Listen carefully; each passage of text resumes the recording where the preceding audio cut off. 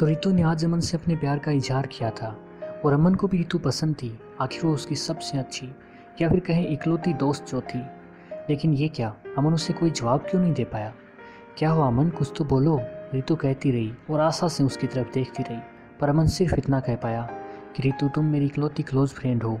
हम एक दूसरे के बारे में बहुत कुछ जानते हैं, लेकिन फिर भी तुम मेरे दिल का सबसे गहरा राज नहीं जानती।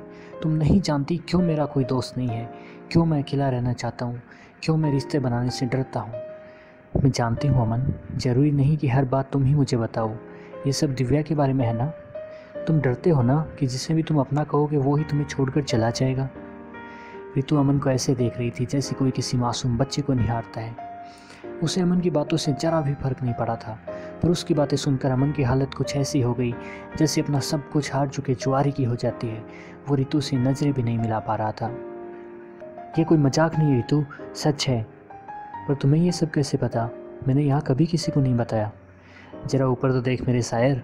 रितु ने तो जैसे मजाक में कहा, पर जैसे ही अमन ने सामने देखा, रितु के हाथों में उसकी डायरी थी जो उसने अमन की तरफ खोलकर पकड़ी हुई थी और हवा में उड़ते उसके पन्नों में उसके सामने उड़ रही थी उसी की कहानियाँ, उसी की कविताएं, या कहीं उसी का दर्द जो उसने उस डायरी में ज्यों का त्यों उतार दिया था।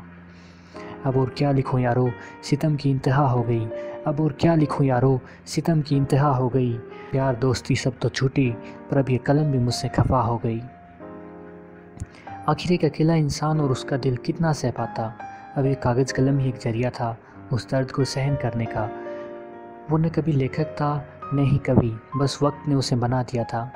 लेकिन अपनी शौर्य गाथा को रितु के हाथों में देखते गुस्से से पागल हो गया था मन।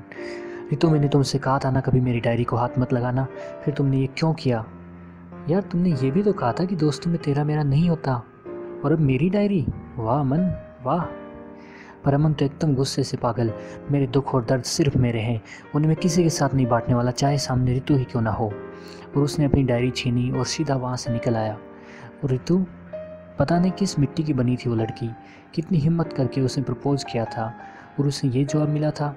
कोई भी लड़की होती तो टूट जाती, शायद रोने लगती, पर वो शायद पहले से जानती थी कि कुछ ऐसा ही होने वाला है, क्योंकि वो हंस रही थी और अमन के पीछे से जानबूझकर चिल्ला रही थी, अजीब लड़का है यार, इतना अच्छा तो लिखता है पर एक छोटी सी बात से डरता है। वाह अमन, सही कर रहे हो तुम, अच्छे से निभा रहे हो उसका वादा निभाना तो कोई तुझसे सीखे अमन। अमन ने सुना पर इसका कोई जवाब नहीं दे पाया, बस सीधा वहाँ से बाइक ली और अपने रूम पर आ गया, खुद को अंदर बंद कर लिया। उसका कमरा भी उसी की तरह अजीब था, उसी की तरह बिल्कुल अकेला, सबसे दूर।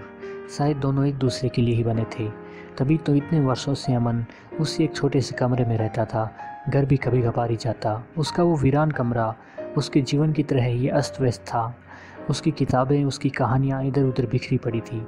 सिर्फ रितु ही उससे मिलने कभी कभार वहाँ आती थी और उसे थोड़ा व्यवस्थित कर देती थी। हालांकि आज अमन बेहद उदास था, दुखी था, पर वो हर समय ऐसा नहीं रहता था। वो तो हमेशा लोगों की हेल्प करता रहता था, किसी को कभी परेशान नहीं देख सकता था अमन। अब उसे सिर्फ एक ही चीज़ में खुशी मिलती थी, और वो चीज़ थी किसी उदास चेहरे पर खुशी लेकर आना। पर वो किसी को अपने करीब भी नहीं आने देता था। उसने अपने पुराने दोस्तों, यहाँ तक कि रवि से भी दूरी बना ली थी।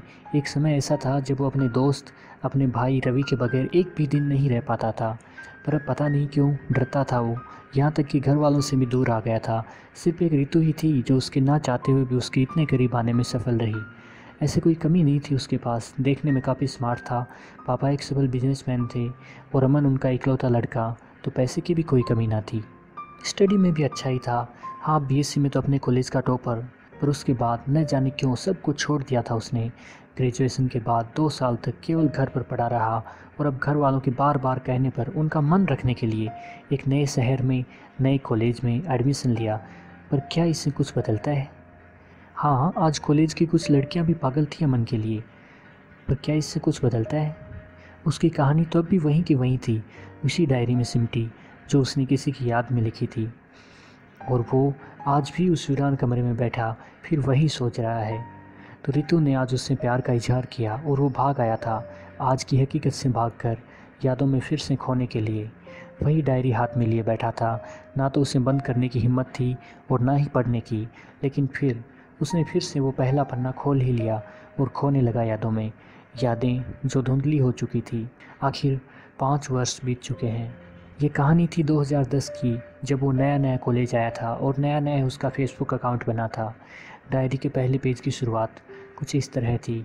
तुमसे वादा तो किया पर निभा नहीं पाएंगे, तुमसे वादा तो किया पर निभा नहीं पाएंगे, तेरी जगह किसी और को अब ला नहीं पाएंगे। उस दिन मैं पहली बार कॉलेज आया था। मन में उत्साह था और अजीब सा डर। हर तरफ अनजाने लोग और मेरे साथ था बस मेरा बचपन का दोस्त रवि। हमने फिल्मों में देखा तो था कि कॉलेजेस में किस तरह लड़कों को लड़कियां मिल जाती हैं और पहली ही नज़र में प्यार हो जाता है, पर यह नहीं पता था कि कुछ ऐसा ही मेरे साथ भी हो जाएगा और मुझे भी कोई मिल जाएगी। नहीं, वो मुझसे टकराई नहीं, न ही उसने मुझसे लाइब्रेरी का रास्ता पूछा और न ही वो उन फिल्मी लड़कियों की तरह अति सुंदर थी। वो तो एक गांव की रहने वाली सीधी सादी और भोली सी लड़की थी। मैंने तो उसे पहली बार तब देखा जब पहली क्लास में हम सबका इंट्रोडक्शन लिया जा रहा था। उस दिन मैं सभी लड़कियों को ध्यान से देख रहा था। स्कूल में मैंने कभी किसी लड़की पर ध्यान नहीं दिया क्योंकि मुझे क्लास में टॉप जो करना था, पर उसके बाद मैंने सोच लिया था कि अब और नहीं, कॉलेज में मुझे कम से कम एक गर्लफ्रेंड तो चाहिए। यार मेरे सभी दोस्तों की गर्लफ्रेंड्स हैं, सिर्फ मुझे और रवि को छोड़कर। तो उस दिन मैं मूर्खों की तरह सभी लड़कियों को ध्यान से देख रहा था कि इनमें से ही कोई मेरी गर्लफ्रेंड होगी। सोच रहा था कि कौन सी सही रहेगी, जैसे कि सभी मेरे इंतज़ार में बैठी हों, बस जिसे चाहा वही मिल जाने वाली हो। यही सोचकर मैं खुद पर हंस भी रहा था, पर अगले ही पल मैंने देखा सिर्फ मैं ही नहीं, सभी लड़कों की कुछ ऐसी ही हालत थी। बस अकेला रवि था जो लड़कियों की तरफ नहीं देख रहा था। वो खिड़की से बाहर खड़े आम के वृक्ष को निहार रहा था। प्रकृति प्रेमी पागल, उसकी कहानियाँ बस वही जानता था। तभी एक प्यारी सी आवाज़ मैंने सुनी, सर आई एम दिव्या।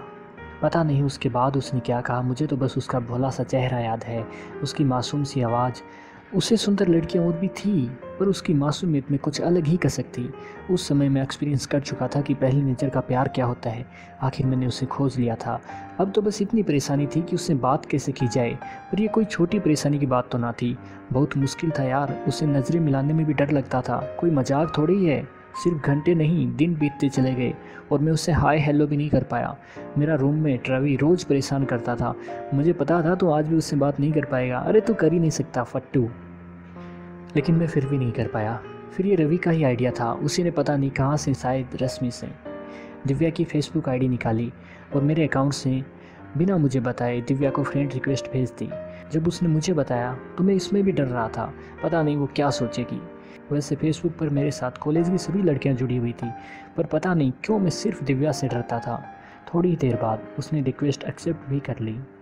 अब तो पता नहीं मुझे कैसी कैसी फीलिंग्स हो रही थी और मैं खुशी में पागल हुआ जा रहा था। जल्दी से मैंने पहला मैसेज लिखा, हाय। पर ये क्या, कोई रिप्लाई नहीं। मैं बार बार मेरे नोकिया फ़ोन को देखता रहा, बार बार, शायद उसका जवाब आया हो। अरे मैसेज आता तो मुझे पता लग जाता ना, फेसबुक से SMS नोटिफिकेशन ऑन था। पर फिर भी जाने क्यों मैं बार बार पेज रिफ्रेश कर रहा था। ठीक 2 घंटे बाद उसका रिप्लाई आया और सिर्फ मैं जानता हूँ ये 2 घंटे 2 साल से कम नहीं थे। पर उसका रिप्लाई आया, हाय अमन। और फिर तो ना पूछो, एक हाय से शुरू हुई कहानी फ़ोटोज़ और फ़ोन कॉल से होते हुए कब लव यू तक पहुँच गई। हाँ वो बात अलग है कि सिर्फ मैं ही उसे आई लव यू बोलता था, पर प्यार तो वो भी करने लगी थी। और हाँ, उस पहले मैसेज के कुछ 1 साल बाद पहली बार उसने लिखा, आई लव यू टू अमन। तभी डोरबेल बजी और अचानक से अमन अपनी डायरी से बाहर निकला। शाम हो गई थी, टिफ़िन वाला खाना रख गया था। अमन ने प्यार से अपनी डायरी को देखा, जैसे दिव्या उसी में कहीं छुपी हो, और फिर उसे छुपा कर रख दिया, कहीं रितु इसे फिर से न ले जाए। पर उसे अपनी बात पर हंसी आई, अरे रितु तो इसे पढ़ चुकी है, वो इसे फिर से क्यों ले जाएगी। तभी उसे कुछ याद आया। उसे याद आया वो ड्रामा जो आज वो कॉलेज में करके आया है। जल्दी से उसने फ़ोन निकाला और रितु को कॉल लगाया, लेकिन नहीं, कनेक्ट होने से पहले उसने कॉल डिस्कनेक्ट कर दिया। अब वो रितु से भी डर रहा था, पता नहीं मेरे अजीब से बिहेव पर क्या सोच रही होगी। तो उसने रितु को व्हाट्सअप किया, I am sorry Ritu and I am also sorry friends. आगे की कहानी अगले वीडियो में। तब तक आप कमेंट्स में बताइए कि आपको प्रेम की पहली कहानी कैसी लगी। और हाँ, यह ज़रूर बताइएगा कि स्टोरी को ऑडियो बुक के फॉर्मेट में यूट्यूब पर पब्लिश करने का आइडिया कैसा लगा। अभी इस स्टोरी में कम से कम 2 वीडियोज़ और होंगे। ये आपके कमेंट्स और लाइक पर ही निर्भर करता है कि आगे की कहानी यूट्यूब पर आएगी या नहीं। साथ ही इस कहानी के बारे में आपके जो भी सुझाव हों हमें ज़रूर बताना। अभी वीडियो को लाइक करके जल्दी से कमेंट करो और चैनल को सब्सक्राइब करके बेल आइकन को क्लिक करो, तभी तो हम जल्दी मिल सकेंगे स्टोरी के अगले पार्ट में। तब तक के लिए ऑल द बेस्ट।